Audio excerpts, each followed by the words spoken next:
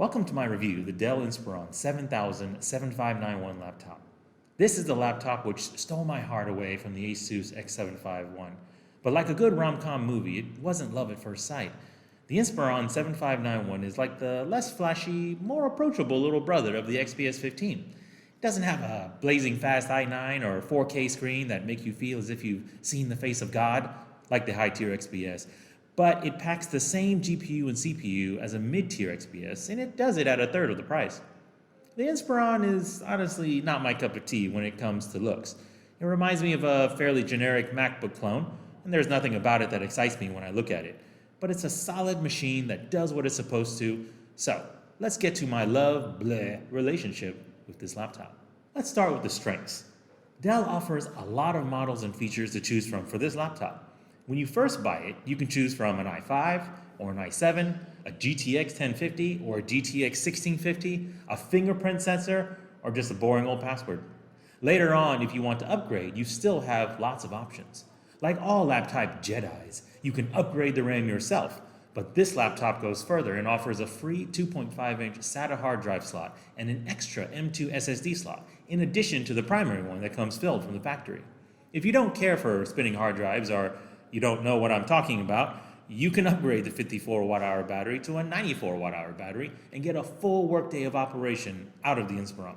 The cherry on top is that Dell provides an excellent service manual with color pictures and step-by-step instructions on how to do all of these upgrades.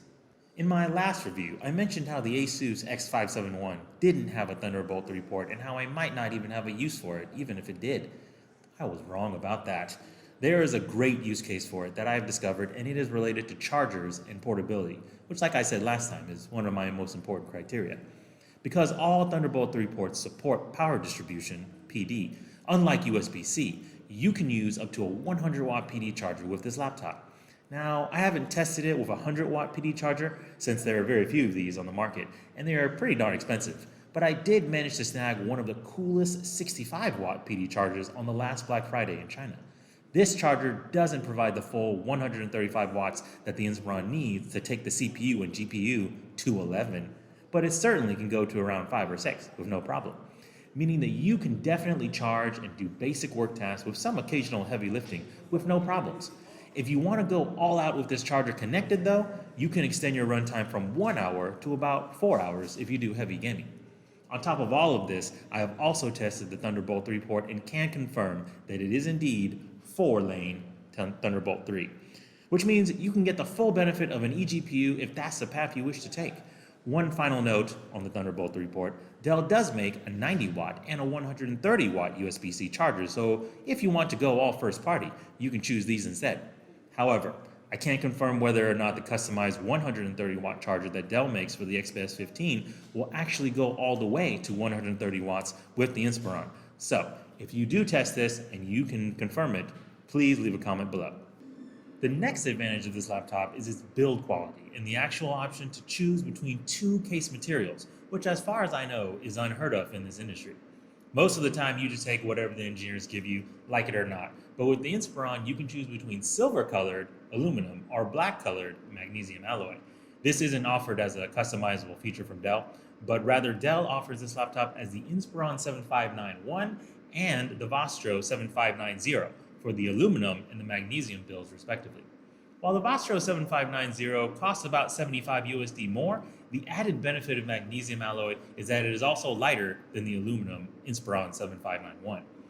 Even with the aluminum build though, the Inspiron is a very light laptop for a laptop of its spec and price range. As far as I know, the only other laptop that is lighter is the MSI GF63. Now onto the keyboard.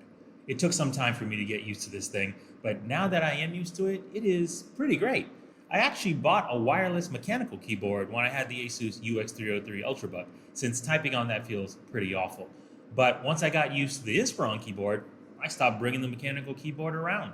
The numpad is also pretty sweet too, since it is full size and it has a convenient button to summon the calculator app at a moment's notice. There is one downside to the keyboard, but I'll get to that in the second half of the review. Finally, the screen. While it's not a high refresh rate model like the gamer in me wishes it was, It shares the same panel as the Alienware M15, which is a pretty decent gaming lineage to claim for a mere creator laptop. On top of that, the brightness is more than enough for any indoor environment. In fact, I usually only run it at 30 to 40% brightness, since anything more than that burns my retinas over time. I haven't tested the screen brightness outdoors in full sunlight, but then again, how often do people actually work on their computers in full sunlight? Most gamers I know like a very different environment for their computing. Now that I've gushed enough over the Inspiron, let's get to the negatives. My biggest complaint about this laptop was its looks. I say was, mostly because now that I've looked at it and used it for almost 2 months, I gotta say, it's grown on me to the point where I don't fall asleep when I look at it. It certainly doesn't compare to the Asus and that oh so sweet midnight blue. But then again, I am talking about a laptop that I use 90% of the time for work, 10% for play, and 0% for muse-like aesthetic inspiration. My second biggest complaint is the annoying placement of the page up and page down keys.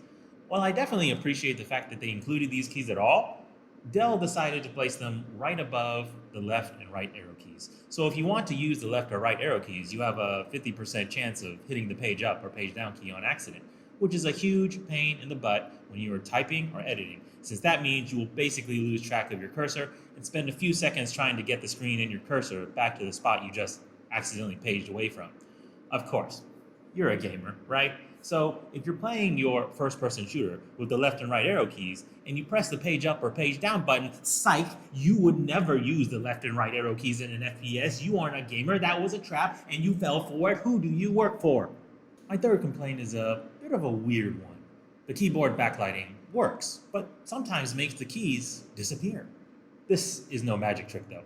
This is because the keys are silver colored and the backlighting is white, which means turning the backlight on in certain situations will essentially make the key legends disappear.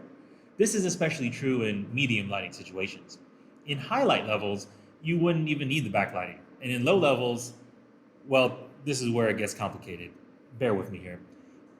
If you're in the dark and the screen brightness is low, then the keys don't disappear. But if the brightness is too high, then the light level around the keys reaches the level where the backlight washes out the key legends. Long story short, you can't have the backlight on all the time or otherwise the legends won't be visible. On the other hand, if you're one of those too cool for school types that rock the keyboards with no legends because you're some leet coding wizard, then this won't be a problem for you. But paradoxically, you also wouldn't need backlighting anyway since there would be no letters to backlight. It's like the chicken and the egg here. Next is the battery life.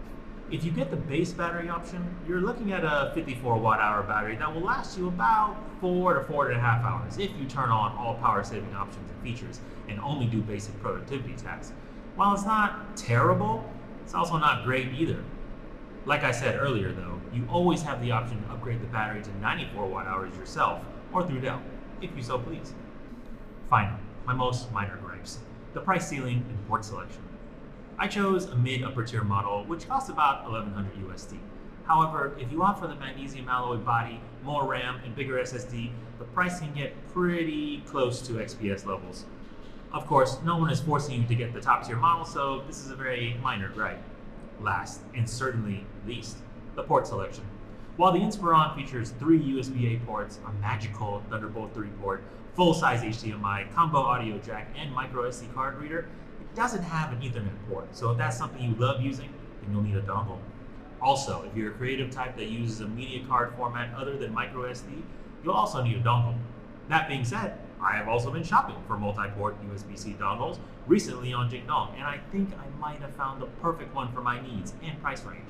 It offers gigabit Ethernet port, 3 USB 3.0 ports, an HDMI and VGA port, and USB-C port with 100 watt power distribution pass-through, combined with a handy cable storage feature and a nifty orange LED light, all for just 40 USD. Keep an eye out for this review in the future, or let me know if you guys want to see this first, and I'll push it to the top of my list of products to review. In conclusion, the Inspiron 7591 has become my daily driver, and I have come to love it, however gradual that romance came to be. Should you buy it though? Well, if you're looking for the best laptop with the i7-9750H and GTX1650 at around 1100 USD that has tons of upgrade options. Mystical Thunderbolt 3 with 100 watt PD, a great aluminum build with the lightest weight in its class, a good but not perfect keyboard, and a bright screen that will do more than what is necessary for indoor use, then yes. But if you want a laptop with the same GPU and CPU at the lowest price possible, whose exterior appearance makes you want to write sonnets about love and beauty, and you just want something great out of the box with no extra upgrading hassle, then no. For me though, this is the laptop I'm going to keep around for a long time. And if you're interested in buying it, I would appreciate it if you could use one of my affiliate links below. It doesn't cost you anything extra, and it would really help me out to fund more reviews of the most interesting and exciting tech products coming out in China. For my next review, I'm either going to review the 65 watt multi-port PD charger I mentioned, or do a direct comparison of the Inspiron with the Asus Mars. Let me know in the comments which one you guys want to see next. Please like and subscribe if you get a kick out of this video. Thanks for watching.